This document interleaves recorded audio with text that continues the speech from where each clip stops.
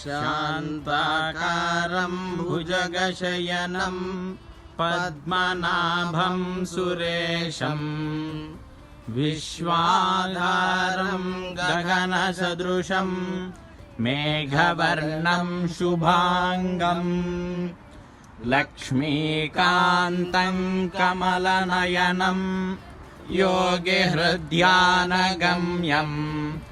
వందే విష్ణుం భవభయహరం సర్వలోకైకనాథం.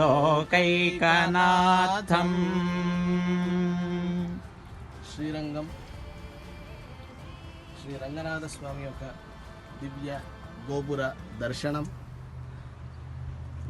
దర్శనం ద్వారా శిఖర దర్శనం పాపనాశనం అన్నట్లుగా ఈ యొక్క దర్శనం వల్ల మన అందరి పాపాలు కూడా నశించాలి.